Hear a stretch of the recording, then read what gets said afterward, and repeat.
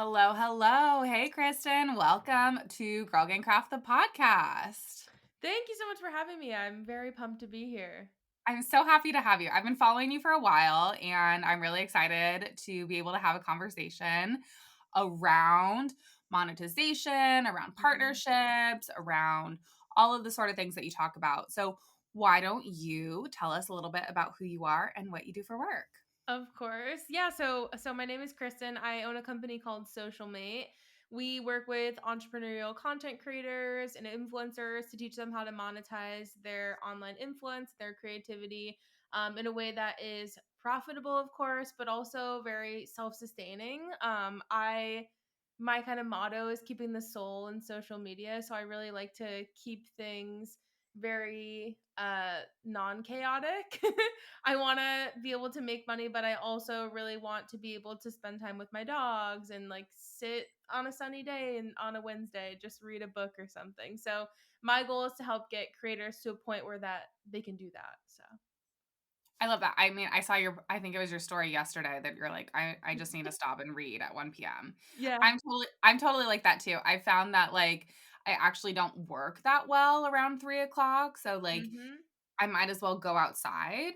And Yeah. like I actually like to work at like 5 PM and I like do well at that time. So sort of like what works for us, I think is really important. Yeah, absolutely. I mean, I think it's so crazy. Everyone is so used to working a 9 to 5. And when we become our own bosses, we're like, oh, we'll work 9 to 5, but we don't actually have to do that.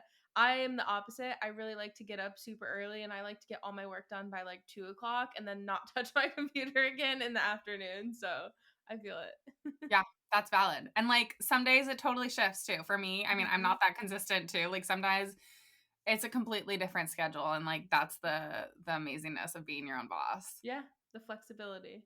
Yeah. So, okay, tell us a little bit about how Social Mate came to be. I was a content creator myself. I still am a content creator myself. It was probably back in 2018 or so that I started really intentionally posting content, mostly fashion content, actually, and a lot of like creative photography. And I had a lot of fun with it in that season of my life. I think it was like a perfect outlet. I lived in a small town in Massachusetts, and so there wasn't a lot happening. I had to kind of go make my own creative endeavors, and it was a lot of fun. But what I found was that I was getting a lot of people asking me as I started doing brand partnerships how I was actually doing those. And I found myself in the DMs answering the same questions just over and over and over again. And I was like, this is so crazy. Why is everyone asking me? Like, do I know something that other people don't? Like, it didn't really occur to me until I just had this kind of, big uh DM full of messages from people just kind of asking questions. And so eventually I got to a point where I said, okay, I'm clearly on to something here. And I started doing just one-on-one coaching calls. Those went really well until I found that I was just on the phone all day and I couldn't do any of my other work because I was just on calls, on calls, on calls. And so I needed to find a way to make it more sustainable for me, which is why we created a course where a lot of those questions that I was answering in the calls actually got answered in a way that was a little bit more self guided. Then I still do offer coaching calls, just not as often, I guess. And we do have a membership program called Social Suite where it's one to many. So for me in my position, I'm able to help a lot of people by sharing one thing instead of me having to be on calls with individual people all day long. So again, sustainability was a really big guiding principle for me when I'm building Social Suite or Social Mate into what it is today. And so when you were starting content creation, did you have another full-time job at that time? Yes and no. So I owned a company in Massachusetts where I'm originally from. And we basically did hair, makeup, and photography. So in 2019, I actually sold that company to my partner. I sold my share of the company. And then I was able to move away from that and kind of put everything that I had into my own business doing social media. But it was kind of a secondary focus for me, influencing and content creation, to my business that I did have previously. Oh, so interesting. Okay, cool. So when you started doing content creation, like what sort of brands were you starting to work with, and how did Mhm. you sort of start to dip your toes into that revenue stream? Yeah, for the most part, I did have a lot of brands that were coming to me for gifted partnerships, which is what we all expect. We get a lot of those, which is super frustrating, but it's the reality of it sometimes. So I started getting a lot of those, and just from working with brands pretty consistently in a gifted capacity, I was able to start doing more paid partnerships. And once I started working with brands that were a little bit more well known, that's when I found that I would get more brands reaching out to me for actual paid partnerships. I did also do a little bit of pitching at that point, but not a ton. I feel like it was one of those things where I always knew I needed to do it, but it just kind of went on the back burner and I never really got to it. As I'm sure happens with a lot of other people. And obviously, just not getting responses to them and that whole process being very frustrating. The brands that I was working with at that point, actually, a lot of them were also from influencer platforms, where you could kind of like go and apply for different jobs. And at that point, this is back in 2018, 2019, it was before COVID when so many people became creators. Those platforms were not very saturated and it was very easy to get jobs on those platforms. So a lot of them were fairly well-known brands, like household names, but coming from those platforms, which I honestly think is much more difficult now.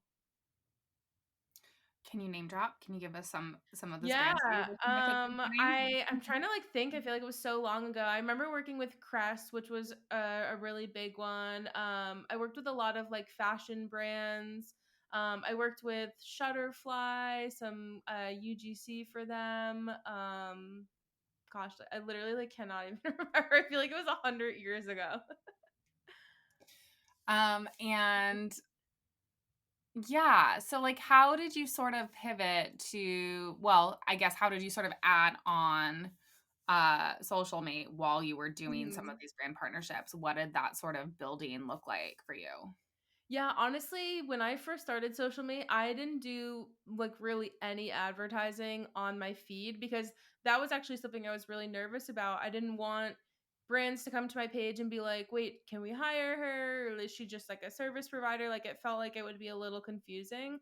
So for probably the first 2 years of Social Mate, it was mostly me just like sharing things on stories. I would like maybe a couple times a month share something about the services I was providing on my feed, but it was like very infrequently. And a lot of my content I started to shift probably in about 2020, started to shift a lot of it more towards business and in social media monetization versus just like fashion and photography, what I was doing before.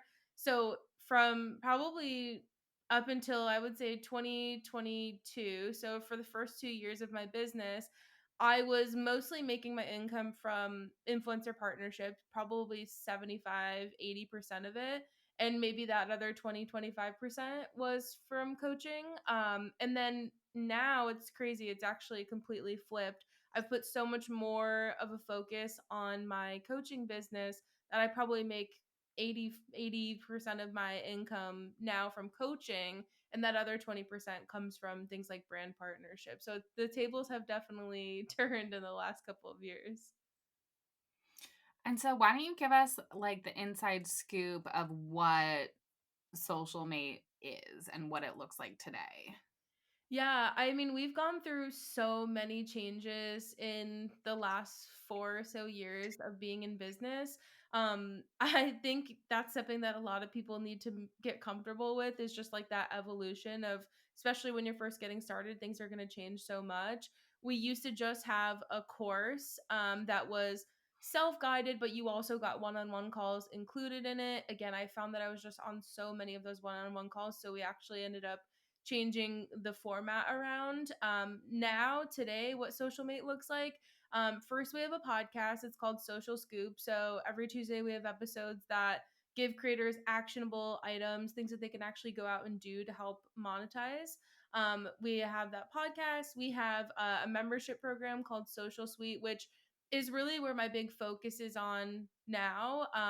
I feel like in previous years, I've always thought that I needed to have so many different offers and have so many different products that I was sharing with people because I wanted to have something for everyone, right? Like, I don't want anyone to come to my website and say, I don't know if it's for me. Like, I wanted to serve everyone. And what I found was that I was serving no one. Right? Like, when you're trying to reach out to too many people, you're actually not targeting it enough that you're reaching that person very specifically and making it an easy decision for them. So I actually got rid of all of my offers about 3 months ago, and we only have Social Suite. And then when you're in Social Suite, you can upgrade to get access to a course that we have all about the method that we teach, which is called the anti-pitch method. So definitely have minimized my business in the last couple of years, especially in the last couple of months. I read this book called 10x is easier than 2x. Have you heard of it? I feel like it like popped up and everyone is like, "Oh my gosh, it's amazing." I haven't Um, read it yet though. you should. I saw your newsletter though about, Uh, how to be a millionaire oh yeah. and the money one. Yes, Um, I'm on a like big business book reading kick. I usually am not, but I've been listening on audiobooks and I feel like they're so much easier to like not get bored of. But I read this book 10x is easier than 2x, and the whole premise is that if you were to 10x your business, it would actually be easier than 2xing your business, which sounds crazy, right? Doesn't sound like it makes any sense. But for you to 2x your income, you would like, okay, I'm going to get this side gig. I'm going to like double this amount of work. And like, it's so much more work. But if you were to put all of your energy into one thing and just like really go hard in that, it would be so much easier for you to actually 10x that instead of doing 50 different things. And as I was reading that, I looked at my schedule and I went, "Oh my gosh, like I am spread thin in so many different directions." So I said, "I'm going to get rid of everything except this, my main thing, and just see what happens."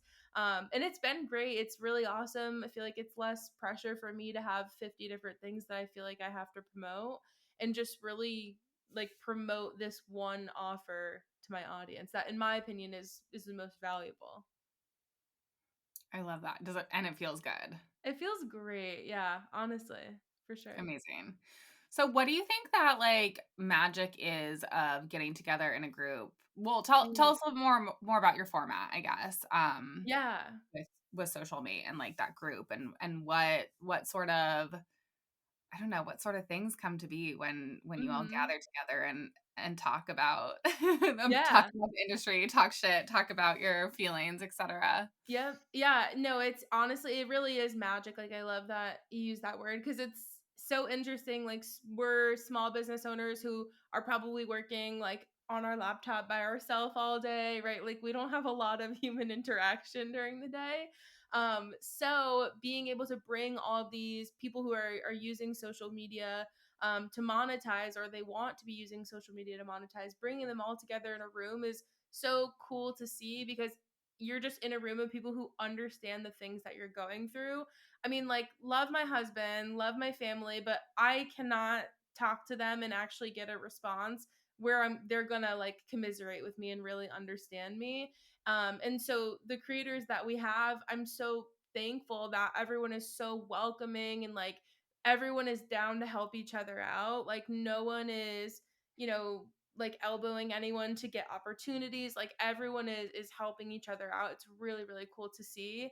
It even like makes me so happy. Sometimes I'll just be scrolling through my Instagram feed and I'll see someone in Social Suite's post, and all of the comments are other Social Suite members, and I'm like, see, like, that is so cool to have been the one to bring that all together. In Social Suite, so it's a monthly membership subscription. People can, stay for years. They can stay for months, however long they want to stay. They can kind of come in and out. But our kind of three pillars are support. So you're getting not only support from the community, we have about 140 other creators, but you're also getting support from me and my community manager, who's incredible. She's amazing. Education is another pillar. We have a ton of really great resources, where scripts, ebooks, templates, tutorials for people that are just like, I need the quick answer. Like, I don't want to wait for someone to respond to this. I just need a script or whatever. And we also do a ton of live group meetings and workshops like that every month where you can learn from each other, you can learn from industry experts. And then our third pillar is connection. Obviously, again, being in a community, that's a huge part of it. So we have community discussion forums. This is like such a random example, but we talk about like a lot of business focused things, of course, but we also have this thread that's just for fun, we call it. And someone in there the other day was like, I had this conversation with my dad about the best plastic cutlery from different restaurants. We're like, what? And everyone went in like their cabinets and pulled out their cutlery and was taking pictures. Just so many random things like that. But we have a lot of fun in there. You're able to really make friends and actually connect with other people who, again, are going through a lot of the same things as you, which is actually harder than it seems when you're not in a community space for that. So tech-wise, what platform are Yeah. you using for that? We use Circle. I looked into so many different platforms, and Circle, in my opinion, is the most user friendly. It's also the most robust. I mean, you can do so many different things in there. And it's also the most kind of like aesthetically pleasing, I would say. Like, you can customize so much of it and really make it look very well branded for you. We love it. They feel like every month they come out with new features that I'm just like, man, I didn't even know I needed this, but amazing. That's cool. So, what are some of the pain points that you see your group going through currently? Yeah, I mean, with monetization, obviously one of the big ones is just like, how do I make more money? Why am I not getting brand deals consistently? We see a lot of kind of pain points related to monetization because obviously getting started, I think it is very difficult for some people, especially if they don't have that support of being able to ask people like, hey, would you buy this? Would you buy that? Would you charge this or would you charge that? So finding all of those things out on your own, I think can be difficult. We also have a lot of pain points, I would say, that relate to just content creation in general, in consistency. Like how do I create content more consistently? How do I get people to actually watch my content? How can I build more community around my content? And then the third thing I would say would kind of be more logistics, of okay, what the heck do I do come tax time? How do I read this contract? What am I actually signing? Am I charging enough on this contract? And a lot of questions along those lines. So, what like trends are you seeing in the industry right now? Like, I know for me personally, I feel like last year was rough on brand Mhm. partnerships. This year is different, maybe Yeah. this year I'm personally having an easier time, at least at the beginning of the year. I don't know. It could all just be a crapshoot, but I don't know. Do you have any Yeah. like insights into what's going on with the economy and not only the economy as like other businesses, but also like the creator economy there's so many more creators right now too. Like, so what have you been sort of seeing in the industry on sort of a like bigger scale?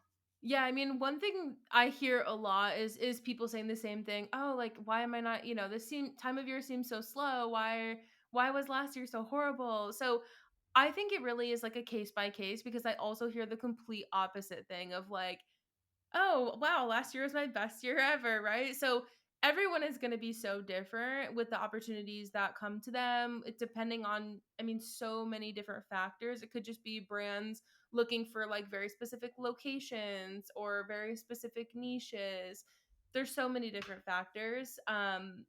I think that micro influencers and nano influencers are definitely seeing a lot more partnerships now than they were maybe a couple of years ago because brands obviously know that for a micro influencer, it's so much easier for them to actually be able to connect with all the people that follow them versus someone with 500,000 followers. It's near impossible to have conversation. It is impossible to have conversations with all of those people. What do you define as a nano influencer? Usually nano in my mind is like 10,000 followers and less. Um The I think one of the things that I hear a lot again from creators, I actually last night I just did a poll and I said, or a little question box on stories, and I said, if you've never joined Social Suite but you know about it, like why haven't you taken the plunge? And I got so many messages from people who are just like, oh, I'm just too small of a creator, or like it's just so saturated. There's so many creators. And I understand that because I used to feel exactly the same way, but seeing it from the other side, like seeing so many nano creators, micro creators who don't have a lot of followers, but are still making full time incomes, it's possible. I think it's such a mindset block. And same with this idea of kind of oversaturation. I'll tell you, like, again from being so involved on the other side of it, working with brands and agencies and getting a lot of the resources that I'm able to teach and share from them, I hear from so many of them about how horrible some creators are at communicating, at being timely, at, like doing things when they're supposed to, being detail oriented. So if you can be a really good partner and be, again, like responding in a timely manner, being detail oriented, actually reading the briefs, taking your time and really putting all of that into your content, like that kind of stuff can go so far because you could have mediocre content, but you're incredible to work with. And you're probably going to get hired over someone who has really great content and is not great to work with. And you'd be surprised by how many of those creators are A, not good to work with, but also B, not consistent. Like so many people create Instagram profiles, they go super hard for 3, 4, 6 months, and then they like give up on it because it's hard. How do you know what to charge for a brand deal? There is literally no right answer to this question. The best thing that I can tell you is, well, my sales answer would be just join Social Suite and we'll help you figure it out. But in general, there is no formula. The calculators, they're all different. Like they're all going to give you different answers and probably inaccurate answers. The best thing that I can say is pull a number out of your ass, charge it and see what people say. Like you have to sometimes just put it out there and see what kind of feedback you get. If you're finding that you're getting all like acceptances, it's probably too low because typically brands are going to negotiate, right? If it's like too high or if it's right in the right area. But if it's $150 and they were budgeting 1,000, they're like, yeah, sick. Well, sure, no problem, right? So that's typically a telltale sign that it's too low of a rate that you're charging. And if you find that you're negotiating pretty frequently, you're probably in the right realm. But one thing I do always like to mention with rates too is I don't think it makes any sense. I don't think it's realistic for you to have one number that's the number because you're not going to get paid the same for every partnership. I have like a range of what I typically charge, and it's just dependent on the brand. It's dependent on the deliverable, how much effort and time and money I'm going to have to put into it. And so it's never just one number, and that's the number I'm always settling on. I think that's good advice. I think I like that, if people say yes too easily, it's probably too low. I think Yeah. that's totally spot on. I also work with a range too. And, for instance, Adobe pays me more than Printify right now. Yep. And those are some consistent ones. And Printify Printify pays me a little bit lower than my rate. I Hmm. don't know. Now I'm like, should I be this transparent? No, it's fine. But it's consistent. So like Yeah. that's a trade-off. So if it's a Yep. one-off, maybe I charge a little bit more. But if that's money that I know that's happening every month, Right. and like with Printify, I'm doing 2 a month, right? Like that's so consistent and it becomes easy because you really get to know that product well too, and it becomes second nature. So, maybe some of those rates are like a little bit lower, or it's like a dream Right. brand that you want to work with. And so that's cool. Or there's some other perks, right? Maybe they have an affiliate program also, whatever. So I think that consistency can be really important. I love to find brands that I can work with for more than a one off Yep. because you develop the relationship with them, you develop the ease of the type of content and what you're talking about. And your And also just audience too. Your what audience gets so much more familiar with the product, and typically like they're going to purchase it after seeing it a few times versus just seeing it once. So it's more beneficial for a brand to do something that is long term. Absolutely. I mean, I find I all I know is my own audience, but I find generally too that people need to see something like a million times Yeah. before like a one content piece with a brand like is not going to necessarily be successful. Right. Yep. And like, that post could not perform well for for some reason, Yeah. whatever. So I like to pitch like a Yeah. multiple video series or multiple, like, let's include a newsletter, let's include a story to that, let's Right. do TikTok and Pinterest, whatever. I think that can be a really option too. Like if a brand is giving you a price and you want to raise the price, add in a few deliverables and Yep. like they'll be more likely to budge on that.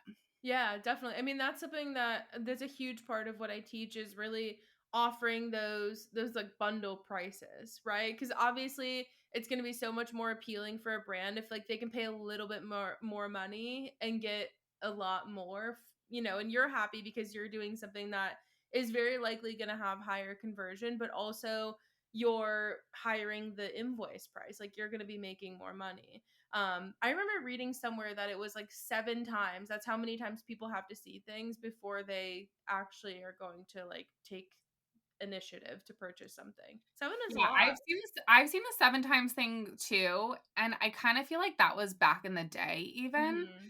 And so I feel like we have to multiply that by like 3 or 5. Honestly, Like, yeah. I No, it's mean, true. it's so funny to watch my own shopping habits even. Like, I bought these candles the other day immediately, and I was sort of like, wow, like, I saw them, I immediately purchased and bought them. I was like, "That never happens." Like, that Hmm. was I just, like, watched my process, and then I was sorta like, "Oh, what did they do well?" Yeah. So, like, what are like, watch your own shopping habits too, like, Hmm. how you purchase things, how many times you have to see things. Yes. Sometimes I feel like these ads or multiple content pieces are just, like, bullying me into buying something. I'm like, "Okay, fine," you Yeah, know? fine, I'll do it. Exactly. Yeah, no, I think you bring up a good point too of like a lot of the times that first post, we don't really know if it's going to do anything, right? Like now maybe someone has like heard of the brand. Okay, cool, but we don't know that they're actually going to do anything. Maybe they've heard of it 6 other times somewhere else and this is going to be the seventh when they purchase, but it's very likely that's not going to be the case. And I do think as a creator, that's also like your responsibility to be transparent with the brand too. And I think that's actually a really good negotiation, ticket for you too, is if you're saying, hey, like if the goal is brand awareness, great, like let's do this post, people will be aware, awesome. However, if the goal is you want me to make $1 million from this post, that's not going to happen. If we do this many posts, maybe we'll get closer to that, but I think it is, managing expectations and making sure that brands are aware of what you're expecting to happen from this post. That also will help you not get in the situation of a brand emailing you after a partnership and being pissed off when they didn't make enough sales. Managing expectations is a huge, huge part of partnerships for sure. I think that's so great. I love the transparency aspect and like setting expectations up front. I saw a thread the other day about someone who didn't get paid because that their content didn't do as I think I well. saw the same thread. It was huge, right? Oh my god, and yeah, Yeah. and then they were like, "Your invoice is not valid." Like, Yes. just like, Crazy. are you kidding me? Like, you put the content together. You had a contract. Like, that's bullshit. So, Yeah. I mean, obviously there's going to be some shit from brands, Yeah. and I think there's also like there's so many new people in the space like working for the brands. There's Right. global brands. So like there are so many miscommunication stuff that Mhm. happens. So I think if you can be clear up front too about Yeah. this is an awareness campaign. I love that. Even just inserting that in. Okay, Mhm. we'll use this for brand awareness. Oh, like if we want to work for conversions more, I suggest this many posts. I think that's great. Yep. Um, do you have any horror experiences with brands that you want to share? Um, yeah, sure. I feel like I have 100 of them. Where do we start? No, I think my most frustrating horror story, because there was really nothing I could do about it. So I worked with Smile Direct Club for a couple years and they paid me super well. We had a really great partnership going. We were in the middle of I think it was like $11,000 contract, and they went out of Not business. They right. filed for bankruptcy. Yeah. And I was like, sick. Okay, cool. So I'm getting letters in the mail that are basically just like, hey, if you want to file a claim, so that other they had paid me $5,500 up front, they owed me another 5,500. And so if I wanted that $5,500, I basically would have had to like file a bankruptcy claim with them. However, the what I learned through this process is the way that bankruptcy works is they basically have everyone file claims who wants money from the company or is owed money from the company, and they put it in order of like most owed to least owed. So and then they pay as far down the list as they can pay, right? So I'm gonna be my dinky $5,500 is all the way at the bottom of this list. Let's be honest. They've got like entire corporate buildings. They had physical locations. I mean, they must owe so much money to so many people. I was like, there is no way this is even gonna be worth it for me. I filed the paperwork because it was something simple. I just had to mail it in, but never got paid. Don't expect to get paid. And like, didn't everyone who started with them, because they were braces, right? They were like an Invisalign. They had to restart, right? Because they couldn't finish their Yep. sessions. And they still took money from people, which is crazy. Yeah, they're in some deep shit for sure. But I was like, it's fine, honestly, because I am just like happy to not be associated with this company anymore. I went through and deleted all of my content with them because I was like, I don't want anything to do with this. This seems like they're not handling it correctly. Wow. Yeah, that was fun. That was super fun. What a learning experience. Now I know all about bankruptcy. What else you got for us? Any other? Um, I can think of one more true horror story. I don't think I've ever been so frustrated through a partnership ever. I had one brand. It was basically like a brand where it was like this box and you put like formula stuff in it and it would make foam. And so it was like for big backyard parties and stuff. You could have like a big foam pit and all this. And this is back in my like, I'm not making business content at this point. This is more like lifestyle, whatever. So it fit in and I was like, yeah, this will be so fun. So they sent me like 50 blow up toys and stuff to really set the whole scene of this partnership. So we shoot the content. I mean, it took hours. It was a huge production because we had to set up our entire backyard, like blow up all these things, make my whole backyard into a giant foam pit. We're like trying to use self timer and shoot with foam I mean, it was like it should have been like a reality TV episode. It was crazy.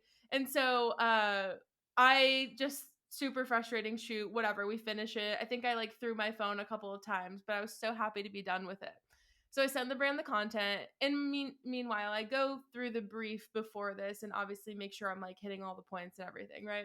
So everything's good to go. Send it to the brand, and they're like, "Hey, we love your content, but we changed the brief, and we actually need this, this, and this." And I was like, what? No, excuse me. And I said, well, no, because I did my job correctly according to the brief.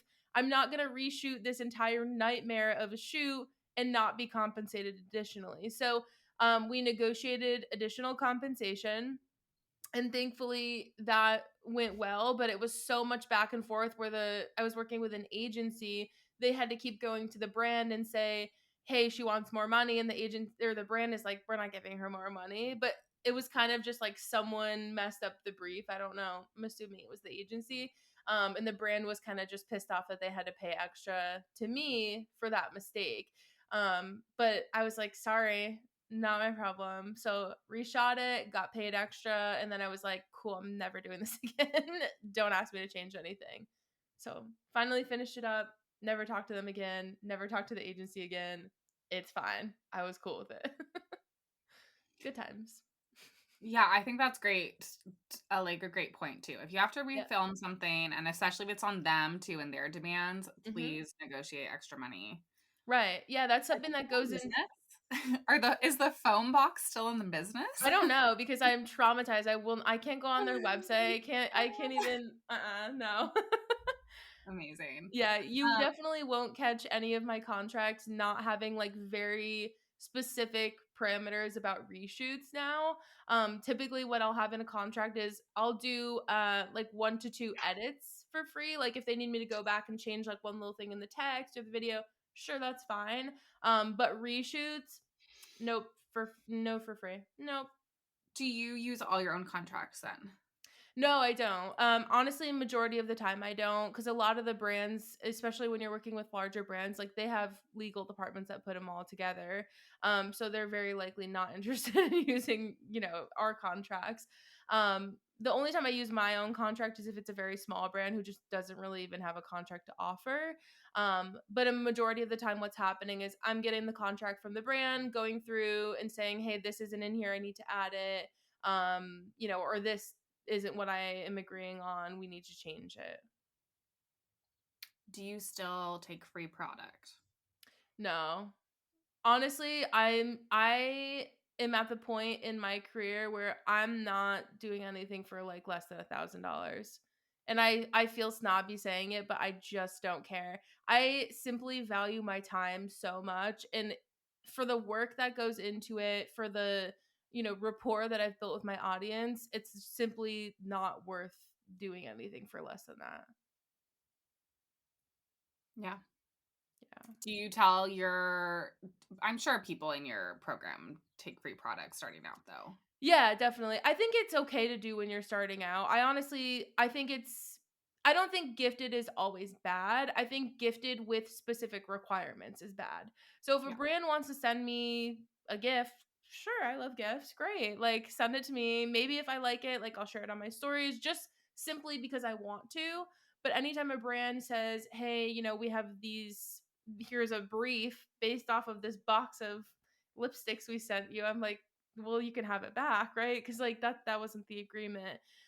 So I honestly don't think that gifting is a bad thing. I think it's a really great way for you to get your foot in the door and actually start to build some sort of a connection with the brand. But the second they ask you to do something specific and are offering to pay you or asking your rate, red flag for me. Yeah, I hear that. I agree. I do take some free product, especially if they don't give a brief. I agree. Yeah. I did work for an air conditioner, and Okay. that's what I it was Yeah. like, I I mean, will make a video for a free air conditioner. Fine. that's a few $100 that it saves you. Yeah. Like not a Sure. bad one. Great. Fine. Okay, let's talk about your anti-pitch method because I Yeah. think that's really interesting because it's like the opposite of what I teach also, and Yeah. I don't understand it, and I don't I'm not a LinkedIn girly It's okay. also, so I would love to hear, like, a little bit about how that works and what you teach. Yeah, I in 2022 basically spent the whole year experimenting with this method. I kind of had this light bulb moment where I was sending out so many pitches, not getting responses, and I was just annoyed and frustrated. And because I just stopped sending pitches because I was like, well, they don't work anyway. What's the point? No matter how many times I kind of perfected it. And so I thought about the way that we kind of like communicate with our audience, right? Like our audience wants to feel like they have that one-on-one connection with us. Like when I send someone a DM and start a conversation, like that's so powerful, and people appreciate that so much. And now I have such a stronger connection with that person versus me just like never initiating any sort of like personal connection or even them. So what I realized was that like the way we as an industry really are approaching pitching is just like so impersonal, right? Like, why is anyone going to want to pay me thousands of dollars if I'm sending them a copy and paste message that, says the same thing as probably what everyone else's pitch says in reality, just worded differently? And so I was like, how can I actually show these people that I'm genuine, right? Like I'm in it for the right reasons, and that I'm really actually interested in like helping their business grow and being a part of it. I'm not just here for like the money grab. And so I started to use LinkedIn for that. I know most creators are not LinkedIn girlies, right? Like it seems like a super boring platform, or only for people who are like super corporate, work a 9 to 5. But I think that's actually like the magic of it is there are not a lot of creators on there, so it's really easy for you to stand out. It's like imagine Instagram 10 years ago when there were only a handful of creators, right? Like it's a different world. And so the way that the anti-pitch method works is you connect with the people at the brands, and it's still not necessarily going to be instant results. Like you're really networking, you're introducing yourself in a way that's not like, hey, I want to work with you right now. It's more just like, hey, I love the brand, keep it up. Like I exist if you're here and you need, if I'm, you need anything, but I'm not looking to reach out to you immediately to get money from you right now. So a lot of it is just building your connections, building your network, so that when a brand does have a campaign that they're casting for, they're like, oh my gosh, yeah, I remember that girl I just connected with, Phoebe. She does this, this, and this. Like, and then they can come to you, right? So I think it's valuable because it's so much easier for us to spend our time on something that's actually going to, you know, be valuable to our business, right? Like networking is always going to be a great thing. Sending a cold pitch email that we don't even know got to the right person, not necessarily the best use of time. So, my idea behind it is really just like using your time as wisely as possible by building your network. And then when there are things that pop up, they can come to you. They already know you exist. I think that's fascinating because the corporate girlies are on LinkedIn. Yeah. The Yep. influencer girlies maybe aren't, but the corporate Mhm. girlies are. And Right. I think it's interesting that we think of this brand as this like big thing. Obviously, this brand is this big thing, right? But the people that you're talking to are just other humans. Yep. And so, like, how do you get into their brain? I think that's really great. Yeah. And I mean, the other thing too is, I mean, in our industry, like people hop from brand to brand to brand, like you would not believe, right? So if you have a hello at whatever brand email that you're emailing, you don't know if next week a new person is going to work there. They don't know who you are. And they're like, who's this chick? I don't want to hire her. But if you know the person at the brand and then they move to another company and it's maybe they hire you again, right? Like you can actually have a network of people in the industry versus like a very generic email that again we don't know who's behind there. We don't know if anyone's behind there. I mean, the turnover is crazy. Yep. I mean, the turnover is totally wild too. Right. So, I mean, I think that's really key. Exactly. So, Yeah. what does this networking look like? Are you posting things? What Yeah. do you do on LinkedIn? Yeah. So the course that we have in Brand BFF or in Social Suite, it's called Brand BFF, is where we go into it really far in depth and kind of talk through the whole process. But the idea is really finding the brands that first of all make a lot of sense for you. More reaching out to like a quality kind of brand versus just a high quantity of brands. So finding brands that genuinely would make sense for your audience. Then you're kind of going through on LinkedIn, finding the people who work at the brands that would be in the areas that are relevant to you. So obviously we'd be looking in like, marketing, influencer, coordinating, social media, content production, whatever, like somewhere in those realms. It's everyone's title at different companies is different. So you just kind of have to find the one that feels like it makes the most sense. And then from there, there's, I guess, kind of two ways that it can go. Typically, I'll send a connection message when I'm connecting. We have a bunch of scripts for that in the suite as well. But basically, I might connect with someone and then immediately start a conversation with them where maybe we get on a call and we just kind of like introduce each other. I love intro calls for that reason. It's just kind of like me being able to tell the brand about me and what I do and that I exist, but also me being able to learn what the brand is working on, what their needs are, so that if I do want to send them a proposal, I know exactly what they're looking for. So it could go that way. It could kind of happen pretty quickly, and that does happen frequently.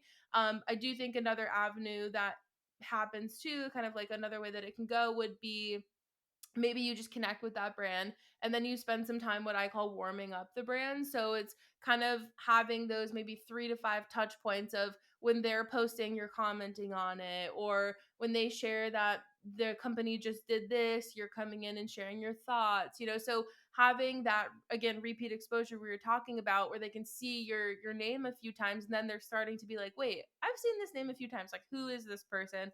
Let me go like look into it further. um And then eventually, after kind of that warming up step, you might want to initiate connection and say, hey, I just saw that whatever brand just posted that we're going cruelty free. That's so great. Like, I'd love to hear how you guys are going to be marketing it. Would you like to get on a call, whatever. And so finding ways to learn about what they're doing so that, again, you can kind of cater your offerings to them based off of that. And then I always will send a proposal versus just sending rates in an email. We have, like, again, a bunch of templates for it and everything in the suite. But that gives the, I guess, kind of much more of like a professional feel, right? If someone's going to spend thousands of dollars, it feels really nice when they're like getting it all bundled together versus like just typed on an email. But then that's kind of, I guess, really how the process works. And honestly, sometimes that whole process can take 2 weeks, sometimes it can take 6 months, right? Like, we still don't know what's going on behind the scenes of the brand. If you connect with the brand and you're in this warm up process, and then 6 months later you're still warming up, that's not surprising to me. Like, some brands aren't posting often enough where you're going to be able to interact super quickly. Some brands won't be casting until a certain type of year or time of year, and then you have to wait until that point. So it's still not instant gratification, but it's just spending your time in a way that's more valuable to your business. Yeah. Amazing. I love it. Um, okay. What do you think's gonna happen with TikTok? Honestly, I'm not even gonna lie, I don't even care. I feel like in the last 6 to 8 months, I have literally not given a shit about TikTok. I'll like repost some of my content there, but I don't feel like anyone that I ever really meet on TikTok is serious. Like, I don't find a lot of really great clients through there. Like, it's a lot of people who just want quick, they're not willing to put the work in. I don't find quality people often enough on TikTok that I spend my time there often. Um I love it for scrolling. I love it for watching dog videos, but honestly, I just can't get on board. Yeah. Yeah, I don't know. that's I don't fine. think That's it will allowed. get shut down. I don't know. Like, I really like haven't looked into it enough to really know all the details, but I can't see that it's actually going to get shut down. I think that's crazy. I don't know. I kind of think the opposite, but I Really? I agree with the TikTok stuff. I have been TikTok feels like a huge pain point for me, and I'll Yeah. like throw up. Sometimes I'll just be like, okay, fine, we're gonna just try all these things, and I'll throw out 5 videos in a day just to like see. Yeah. And man, they all get 250 views. Yep. Like And then you're like, why did I just do that? awkward. What a waste of my time. And I'm like, this is the one. This is the one. And Yep. Instagram, like it's more consistent. Also, I mean, I guess they're both consistent, 250 and then again consistent over on Instagram. But Instagram feels more community focused for me. I Yeah, mean, maybe 100%. that's our generation. I don't know. But it definitely feels like our community is more on Instagram. Yeah, and I think that makes so much sense. Like, the other thing that I think is a huge, like, I don't even know what you'd call it. I think it's something that TikTok is not doing very well is DMs. Like, we spend so much time on Instagram in the DMs and stories. TikTok, I have turned off my DMs because the only DMs that I was getting from people were literally just, "Hi, tell me how much to charge." And I was like, I cannot look at this any longer. I'm gonna literally explode. Yeah, Yeah. it's very hard, I think. That's a good point. The DMs things too. Do you use ManyChat at I all? do, yeah. Yep. Yeah. Yeah, Big we do. many chat girl, Yeah, we love ManyChat. for Um, real. and that's changed everything. And I mean, TikTok doesn't have that, and Right. even Facebook doesn't have that yet. Yep. And those conversions are really Mhm. important. Yeah, I found, like, maybe a couple years ago, I was doing a lot of TikTok lives, and I think I would do pretty well with conversion on those. Like, if I went Mhm. live, I would usually end up with, like, maybe one or two people that would join my membership, which is great. I think that was Yeah, awesome. However, I think as time has gone on, it's the quality of people. Again, I just don't feel like anyone is, like, actually willing to, like, invest. No one's willing to, like, put in the time and money and effort that it really takes. Whereas I just have found that people on Instagram, I feel like, are much more serious or like invested. Yeah. Okay, well, Kristen, this Yeah. has been amazing. Thank you so much for joining us. Can you tell us where we can find you? Absolutely. Yeah. Thank you so much for having me. Instagram is the best place to find me as we don't go finding me on TikTok. I won't answer you. My handle is KBOUSQ. It's funny because it's actually the beginning of my last name, but I got married 2 years ago, but I'm afraid to change my handle. So I still just go by my last name, from my maiden name there. Again, we also have a podcast, Social Scoop. You can check that out. And everything else is really on Instagram. Yeah, and we'll make sure to include all those links below. Sweet. Thank you so much for joining us. Yeah, thank you so much for having me. This was so much fun.